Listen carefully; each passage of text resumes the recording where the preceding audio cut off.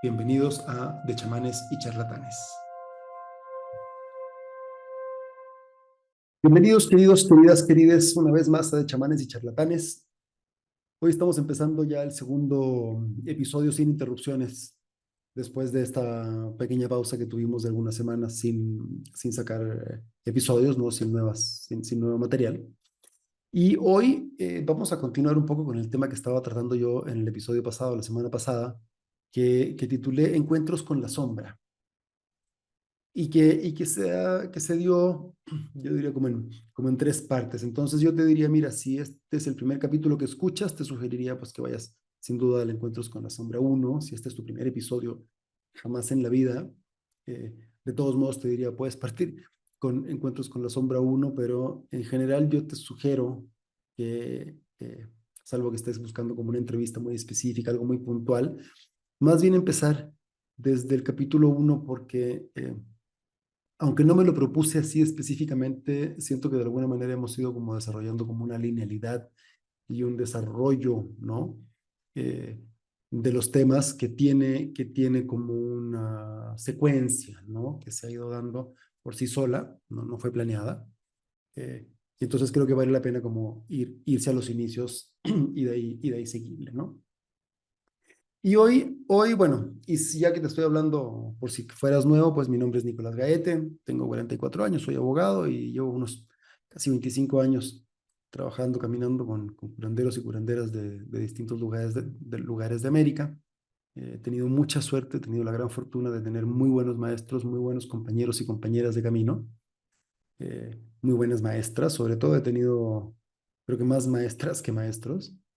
Eh, y entonces, pues, hemos ido como, o he ido junto con Leo, que es quien me ayuda en las redes sociales y a editar y a todas estas cosas, desarrollando un poquito este espacio para traer, ¿no?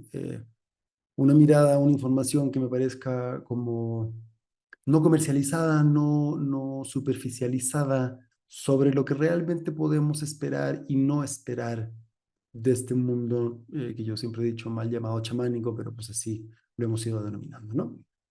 Entonces, hoy quisiera seguir un poquito con el tema de la semana pasada. ¿Qué son estos encuentros con la sombra? Porque es justamente lo que me ha estado pasando en las últimas semanas de mi vida.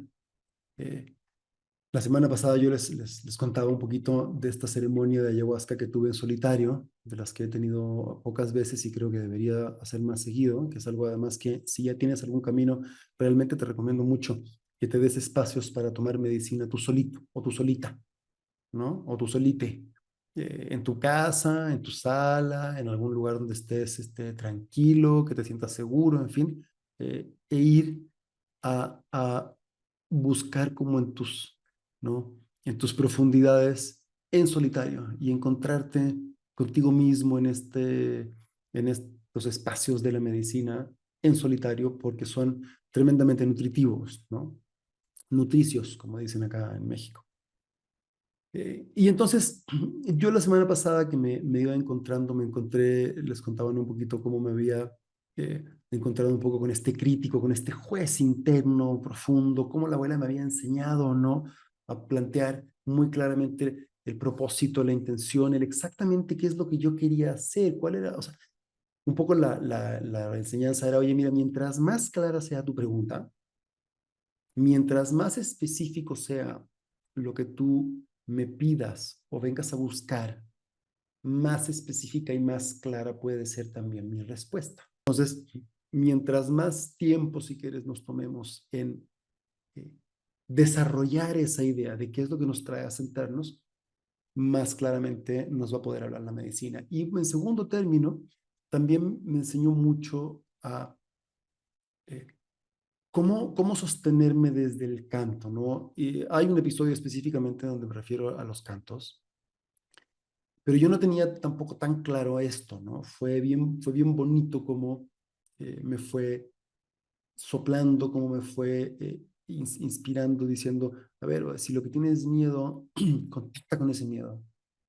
Si lo que tienes tristeza es contacta con esa tristeza y desde ahí deja que tu corazón te diga qué es lo que necesitas invocar para recibir la fuerza y la ayuda, ¿no? Y se me hizo muy bonito porque fue también una forma como de recordarme que no soy yo quien sostiene, no soy yo quien sostiene, no es este ego, ¿no? Ni es mi poder personal que realmente nunca, ¿no? Yo como que sí, o sea, sí hay un poder que podemos tener, pero no es esta cosa como de que es mi poder y yo soy el que sana, que también lo he dicho muchas veces, sino que es rendirnos lo que nos sostiene y lo que nos permite sostener además un espacio ceremonial, ¿no? Y luego, pum, entró a detallarme toda mi sombra. Y más o menos ahí quedamos, ¿no? La semana pasada. Y yo he reflexionado mucho, he estado como dándole mucha vuelta a este tema de la sombra.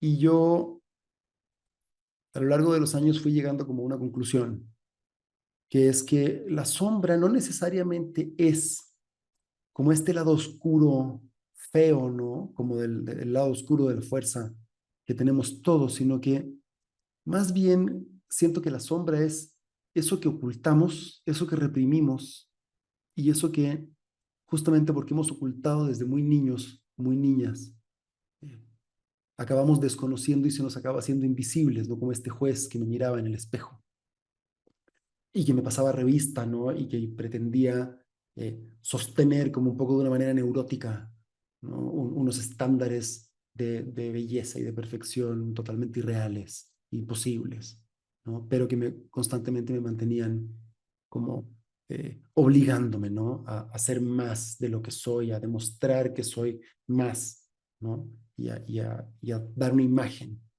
que tengo que sostener. Y fue un poco claro porque de alguna manera, claro, tú podrías decir, bueno, pero es que ese juez sí es como tu lado oscuro, ¿no? Es este personaje así un poco sombrío, pero también parte del proceso ha sido ver, o fue de hecho en esa ceremonia, de alguna manera en la siguiente ceremonia que tuvimos con Franklin, fue ver eh, que este personaje era un poco así y me estaba juzgando y estaba como neurotizado porque lo había yo estado reprimiendo y escondiendo desde, no sé, mis 5 o 6 años, ¿no? Y cuando yo veo, ¿no? Y me he permitido sentir esa sombra y como de entender, a ver, ¿qué es lo que, si yo te dejara salir, qué es lo que saldría a la luz, ¿no? Yo me di cuenta que era lo que había dentro de mí realmente, era como este personaje que me recordaba un poco al personaje de La Máscara de Jim Carrey. Creo que fue como a principios de los 90, en una película muy vieja, las primeras películas que combinaban un poco animación y efectos como computacionales ya más sofisticados. Y quiere este cuate como súper libre, súper que le vale madres lo que el de al lado le vaya a decir, le vaya a pensar, ¿no? Y que si le gustaba una chava iba y le tiraba un beso y le coqueteaba y jiji, jajaja, y, ¿no? Y la envolvía y que si algo quería iba y lo tomaba como de alguna manera este personaje realmente muy auténtico, muy libre. Y yo me daba cuenta que incluso me caía bien, ¿no? Y una de las conversaciones que yo tenía eventualmente, yo he tenido con algunas personas, era justamente esta idea de decir, oye, es que la sombra, mi sombra no siento que sea tanto este lado oscuro, más bien siento que se ha vuelto, ¿no? En esta neurosis por tenerlo reprimido, pero realmente es todo esto que yo he ido escondiendo del mundo, eh, pensando que si yo me mostraba así como era y dejaba que eh, mis intenciones reales, ¿no? Profundas, fueran evidentes y que lo que yo necesitaba lo pidiera de manera abierta y en fin, me mostrara, ¿no? Como de corazón abierto y sin defensas, iba a ser lastimado porque alguna vez en mi infancia fui lastimado y eso acabó quedando cristalizado como un trauma. Esta idea, ¿no? Me fue como dando mucha vuelta en la cabeza, como diciendo, bueno, ¿por qué no? ¿Por qué no me atrevo a ser yo? Y me fui dando cuenta cómo esto se iba como permeando, ¿no? En todas mis relaciones. Y yo por eso el capítulo pasado decía un poco que se me fue mostrando mi relación con el dinero, mi relación de pareja, mi relación con mis hijos, mi relación con mi propio narcisismo, mi vanidad, en fin, tal, todo lo que hay en ese mundo que es oscuro y como que de alguna manera me avergüenzo de toda de esa parte, pero es oscuro y ya está como que se empieza a podrir, no porque en sí mismo sea malo y sea feo, sino que por tenerlo en el closet se ha vuelto reprimido y retorcido, ¿no? Por algo creo que se usa mucho esta idea, ¿no? Del salirse del closet, que empezó con todo este destape como de la diversidad de identidad y de preferencia sexual, en fin. Porque claro, vivir dentro de un closet debe ser algo tremendamente eh, frustrante y desesperante. Y evidentemente lo que sale del día que hablas de la puerta, pues viene con una voracidad y una intensidad y una como ya locura, ¿no? De haber estado aislado, reprimido, oculto, ¿no? Bajo la vergüenza y bajo la condena propia por muchos años. Entonces es muy difícil que eso salga como se manifieste de una manera sana. Entonces, eh, la sombra, mi conclusión, no, es que no es específicamente eso horrible que creemos que tenemos dentro.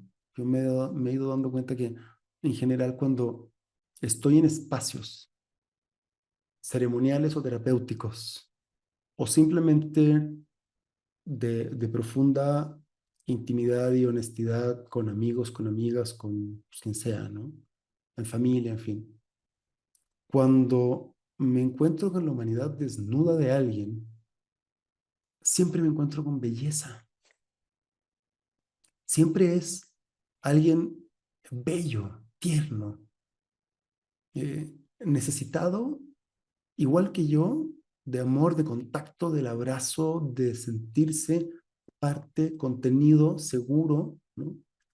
Y además con muchísimo cariño y con muchísima luz que entregar también, ¿no? O sea, ahí se ve como la chispa divina. Entonces, eh, leyendo justamente ayer el libro sobre mi eneatipo, ya voy a entrar en ese tema sobre los eneatipos y tal, en fin, la Gestalt viva y todo eso, y el SAT que les contaba, que fue como, yo diría que más que la cereza del pastel, fue casi como todo el pastel, después de los aperitivos, que fueron las ceremonias de abuela, que yo nunca pensé que iba a, a vivir una experiencia sin medicina que fuera tan potente, tan profunda, tan transformadora. Habla justamente como Jung, Carl Jung en su momento, hizo como una división en cómo estamos estructurados las personas, ¿no? Y entonces divide entre lo que él le llamó la persona y la sombra, donde la persona es la máscara que nos ponemos al salir a la calle y con la que nos mostramos frente al mundo. Y es el personaje que en general todos conocemos unos de otros, ¿no? Y la sombra es esta parte oculta, y a mí me hizo mucho sentido porque yo ya venía pensando con que la sombra no era específicamente eso que es malo, sino que es eso que ocultamos, usualmente porque nos avergonzamos de que existan estas, estos deseos, estos impulsos dentro de nosotros, ¿no? El enetipo de mi esposa, por ejemplo, que es el enetipo 3, que su pecado capital, por así llamarlo, no es la vanidad. Tiene esta necesidad como de ser vista, ¿no? Y de ser reconocida y de que la consideren bella y tal. Y claro, es un pecado si lo ves así en la sombra. Y entonces, por supuesto que nos avergonzamos de eso porque nos dicen que está mal. Pero hay una parte de eso que es tremendamente bello, ¿no? Y que la hace ser siempre linda y siempre está preciosa, ¿no? Y se mueve como una elfa linda y yo la veo y me encanta su frescura, ¿no? En cómo busca su ropa y sus, ¿no? Y cómo ella misma también de alguna manera se nutre, ¿no? De poder buscar la belleza en sí misma. Y entonces cuando lo miras con ese, o cuando yo al menos lo miro, ¿no? Con ese lente, sin el juicio, deja de ser tan sombrío y se vuelve un poco juguetón, ¿no? Se vuelve coqueto, se vuelve lindo, interesante, se vuelve seductor de una manera que es rica, ¿no? Que a mí me nutre, que me hace volver a enamorarme de ella, ¿no? Y verla y regocijarme en poder detenerme un instante a ver su belleza y a descubrir esa belleza. Entonces, toda esta como conversación, ¿no? De ir a mi sombra y darme cuenta de que la podredumbre realmente, toda esta cosa como fea, no estaba tanto en el fondo de lo que era yo en mi profundidad, sino en la represión que yo había puesto y en la vergüenza y en el juicio que yo había puesto sobre todas estas cosas que yo también soy, ¿no? Mi enatipo, en cambio, es el enatipo 7. El pecado del 7 es la gula, que es una mala.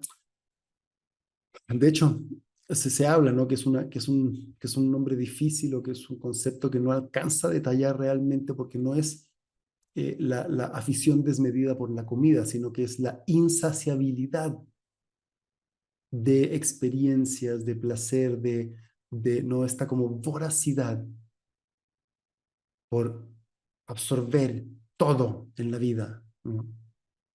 Que vuelve las relaciones utilitaristas y negociales y hay una insatisfacción constante porque como todo lo quiero, ¿no? Consumir de alguna manera, hacer parte de mí, como con esta insaciabilidad, pues por supuesto que nunca estoy satisfecho. Y eso en verdad esconde, ¿no? De la misma manera que está como la vanidad y como esta necesidad de ser vista esconde una falta de haber sido visto. Esta voracidad esconde, ¿no? Y que pareciera ser como genera como una imagen de alguna manera de falsa abundancia, ¿no? Esconde realmente un hambre por no haber sido visto tampoco, por no haber podido satisfacer necesidades también desde muy niño. Y entonces, claro, eso también tiene una contraparte, porque también me ha dado empuje y punch y capacidad de entender lo rico de la vida, ¿no? Y como les he contado alguna vez, de saborearme que si el whisky, que si el vino, que si el chocolate, que si el tal, ¿no? Y escuchar la música como con una atención particular. Pero también me vuelve un devorador. Y es lo que me lleva a esta segunda eh, espacio, ¿no? De contacto con la sombra que fue la ceremonia de Franklin en un temazcal de medicina. Yo les he contado ya, antes había tenido un temazcal con él, que fue un parteaguas en mi vida muy potente porque fue donde yo toco así de frente con la conciencia de la herida primaria, desde mi madre, ¿no? Y desde una relación con mamá. Eh, y que como casi todos, ¿no? En general, nuestras heridas primarias siempre tienen que ver con exceso o falta de padre, de madre o de ambos. O sea, casi todo nuestro drama humano tiene que ver con que algo nos pasó cuando éramos unos chamaquillos eh, que nos hizo sentir muy vulnerables, muy abandonados o violentados o, en fin, nuestras heridas primarias, ¿no? Y eso casi siempre ocurre por exceso o por falta de nuestra relación con nuestros padres, ¿no? Eh, si sufrimos abuso porque fue el padre el que abusó, o la madre la que abusó, o la madre o el padre los que no nos defendieron. O sea, ya sea por el exceso o por la falta, siempre casi sale de ahí. Entonces, yo ya había tenido experiencias con Franklin, son unos trabajos súper, súper, súper finos. La verdad que me he vuelto fan de él, es realmente pues, mis respetos con su trabajo. Eh, y fue una ceremonia bien interesante porque también hace algunos capítulos atrás entrevistamos a Katia, que ella nos hizo el honor y nos tuvo la confianza de compartir cómo había sido un accidente, así una descarrilada de tren fuerte en una ceremonia de ayahuasca a la que ella había asistido por primera vez en su vida, de estas que se anuncian nada más en internet. Y cómo había quedado toda abierta, ¿no? O sea, lo traumático incluso nos contaba, ¿no? Que se había hecho durante la ceremonia ahí en sus pantalones, al aire libre, se había pasado toda la noche muerta de frío, nadie ni siquiera se había dado cuenta, ¿no? De la situación precaria en la que estaba. Y al día siguiente no hubo nadie ni siquiera para despedirse. Cuando abrió los ojos, la gente ya no estaba, se había ido a otro espacio a seguirle dando con el sapo, en fin, tal. Y ella quedó durante semanas abierta y viendo seres y cosas que acabaron llevándola con un señor que a su vez la mandó con Andrea Cianci, que también entrevistamos hace varios capítulos atrás, y que desde ahí ella había empezado a lograr eh, recuperarse y restablecer su balance emocional, ¿no? Y entonces fue una ceremonia muy interesante porque por un lado estaba ella con su marido, ¿m? Por otro lado estaba yo, más otra gente, por supuesto, y entonces a mí me preocupaba mucho, ¿no? Que ella estuviera bien, porque yo ya sabía su historia. Y entonces esta ceremonia fue muy bonita porque, eh, primero que todo, Katia estuvo muy bien, ¿no? Fue, la abuela la llevó, la misma pantera negra que ella había visto entrar alguna vez en su cuarto después de esta experiencia traumática que la mandó, con quien empezó su proceso de recuperación de sí misma. Me dice, fue lo primero que se me apareció, pero esta vez fue muy distinto, me dice, porque ahí entendí, me decía, la importancia de quien conduce. Y en la importancia de quien conduce es el oficio, el linaje, la escuela, los años de preparación, o sea, puta, el trabajo personal, todo lo que hay detrás, que ya venimos, pues no sé cuántos capítulos, dándole vuelta justamente porque, pues, es la clave del éxito. O sea, yo diría, y especialmente entre las primeras experiencias que tú tengas, si no el 90, el 95% del resultado final depende de quién esté conduciendo y del círculo de contención que de alguna manera tengas. Entonces, primero que todo me encantó como ver cómo Katia pudo ir y regresar y cómo la misma persona con la misma planta en un contexto ya correcto y bien contenido, ¿no? Con eh, desde la luz, pues con un linaje bien sostenido, con buenas alianzas, si quieres, y claridad en lo que se está moviendo en la energía, ella pudo ir y pudo regresar feliz, sin quedar con secuelas ni procesos abiertos, en fin. Entonces, eso me demuestra una vez, ¿no? Como si hay una magia y como si, en efecto, todo esto que les he ido planteando durante todas estas semanas, durante todo este año prácticamente, eh, no es una fantasía, ¿no? Y su mismo esposo me decía, es que yo la vez pasada, no, como por suerte me decía, a mí la abuela no me hizo nada. Yo escuchaba muchos de tus episodios y yo decía, no, pues qué interesante, pero no entendía y ahora entendí lo que decías del canto, la importancia de cómo quien conduce se conecta y hace de canal y cómo en muchos momentos donde yo estaba súper eh, en un proceso complicado, de repente, ¡pum!, una palabra u otra palabra o una frase que iba diciendo Franklin y que me iba rescatando y haciendo todo el sentido del mundo justo donde yo estaba. A mí también me pasó, porque yo también tuve de nuevo este contacto con la sombra, que es porque vuelvo a esta ceremonia o desde donde salí. Desde el hecho de que a mí muchas veces cuando yo tomo abuela me da miedo, una de las imágenes como recurrentes es este devorador, ¿no? Y yo, aún en esa ceremonia, todavía cuando se me aparecía, yo decía, ¿por qué veo este ser y por qué lo siento dentro de mí? Y me daba mucho miedo, porque era este, ¿no? Este súper devorador, especie como de tiburón, par dragón, no sé qué cosa, pero así una boca gigante y que se quería comer el mundo completo y que era como insaciable y que me iba a tragar a mí también. Y entonces, claro, cuando fui al SAT y cuando empiezo a entender cómo es que funciona mi eneatipo, que es este eneatipo 7 que se le llama, ¿no? De repente empieza a hacerme sentido y empiezo a entender realmente qué es lo que está pasando.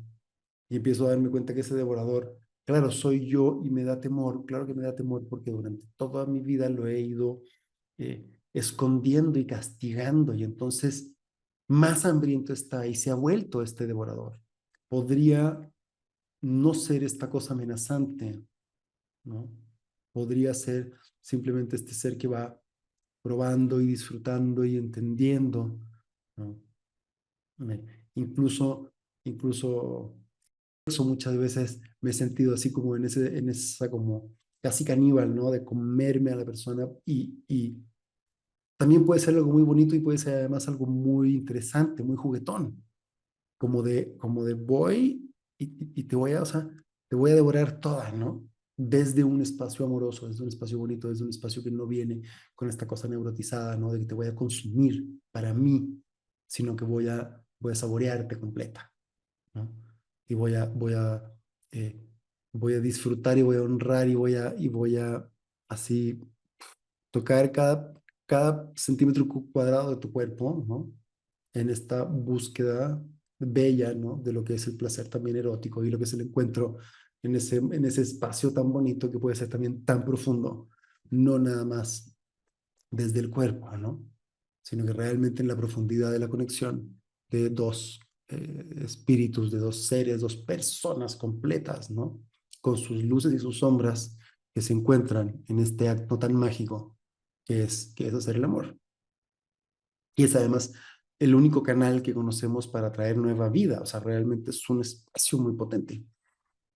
Eh, y entonces, claro, aparece en esta ceremonia este devorador, ¿no? Vuelvo a caer al piso, vuelvo a estar ahí muerto de miedo, muerto así como incapaz de levantarme, ¿no? Al menos yo decía, bueno, ha habido avance porque de la última ceremonia que Franklin me pasó el tabaco y no fui capaz ni siquiera de rezarle ni una sola palabra, hoy esta vez por lo menos me pude levantar y pude rezar escuetamente, honrosamente y regresarle el tabaco, ¿no? Y entonces, este es un poco, fue como mi segundo encuentro con la sombra de preparación para ir al SAT, donde yo ya venía, ¿no? Como entendiendo un poquito, te digo, estos eneatipos y esta como base, ¿no? De la Gestalt viva de Claudio Naranjo. Eh, y, y estos encuentros, cómo me fueron preparando para llegar ahí y cómo fui de a poquito entendiendo eh, dónde está mi sombra. Y sin embargo, no me esperaba realmente todo lo que me encontré en el SAT, que es un tema que yo quisiera dejar ya para otro capítulo completo porque realmente, chuta, bueno, ya estamos más o menos en tiempo, vamos casi a los 30 minutos. eh, y quiero volver a tratar de dejar los capítulos un poquito más cortos, como les decía la semana pasada. eh, Porque también es más fácil escucharlos, ¿no? Los puedes así escuchar en camino al trabajo, en fin, es como más sencillo, ¿no? No tienes que tener una hora, 45 minutos para escucharme. Pero claro, ese yo te diría que fue como mi segundo encuentro con la sombra profunda, ¿no? De ir empezando a entender eh, realmente quién soy yo y empezando a entender que, que buena parte de lo que yo consideraba esta cosa sombría, oscura como maléfica, no era tan maligna. No era tan maligna y hasta me caía bien, ¿no? Y era sombría y oscura solo por la represión que yo le había puesto, solo por la vergüenza con la que le había marcado, ¿no? Y que en la medida en que puedo empezar a contactar con eso y puedo empezar a darme cuenta, ¿no? Puedo empezar a dejar también de a poco, porque es un proceso, ¿no? Que este ser más libre, más auténtico, también se empieza a mostrar, ¿no? Y esto me lleva como al tema del tercer encuentro con la sombra, que es el tema del siguiente capítulo, que tiene que ver sobre todo con la importancia de la terapia y del trabajo personal más allá de la sola medicina, ¿no? Porque es bien fácil que nos engañemos, ¿no? Y que nos sentamos pseudo iluminados, porque llevo no sé cuántas danzas del sol y no sé cuántas danzas de la estrella y danza de la luna, y yo soy buscador de visión y temascalero, y me entregaron la tradición y el abuelo tal y la abuela tal, y tengo un super currículum espiritual, ¿no? Y mis relaciones son un desastre, ¿no? Mis finanzas son un desastre, a mis hijos los tengo abandonados, abandonadas, en fin, o sea, porque conozco muchísima gente que se lo pasa de ceremonia en ceremonia y que sus vidas no son para nada el ejemplo de alguien que ha caminado y que tiene un camino espiritual. Muy por el contrario, ¿no? Y entonces es bien fácil que en las ceremonias las vayamos convirtiendo en algo con no más contenido que lo que puede ser bailar toda la noche en ácido o en MDMA en un rave, ¿no? Pero además con el componente perverso de, como estoy rezando y como estoy ceremoniando y como estoy haciendo esto que es como al mismo tiempo cool y profundo, eh, pues ya yo soy más y me puedo sentir superior. Y, y gente realmente me decía, justo hoy día hablaba con un amigo que me decía, güey, llega a mi consulta gente que me dice con todas sus letras que sienten que están empezando a tocar la iluminación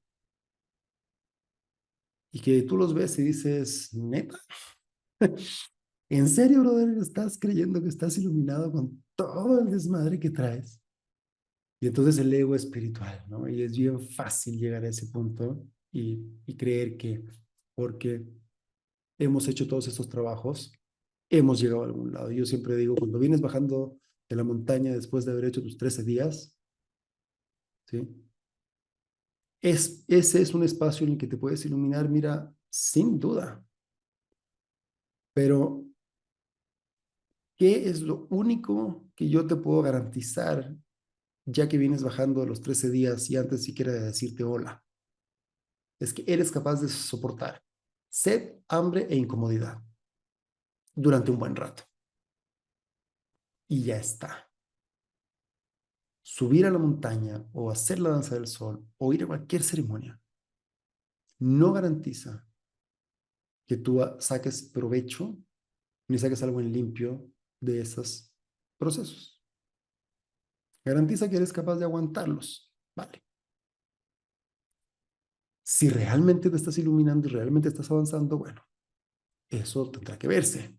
Y si es posible. Y por eso vamos, porque tenemos al menos la esperanza y la intención de que eso ocurra. Pero este justamente es el tema que vamos a trabajar un poquito, o que quiero tratar en el próximo episodio, que es, a ver, cómo funciona, ¿no? O cómo me he dado cuenta que en mí ha funcionado y operado esta cosa, ¿no? También muchas veces como narcisista, de cómo podemos no realmente sentir que porque hemos hecho estas cosas, eh, somos algo y tenemos estas como insignias, ¿no? Eh, que nos convierten en alguien, ¿no? Más arriba, que es evidentemente eh, la tergiversación misma de la espiritualidad, ¿no? Entonces, queridos, queridas, querides, muchas gracias. Este fue también el tráiler del siguiente episodio.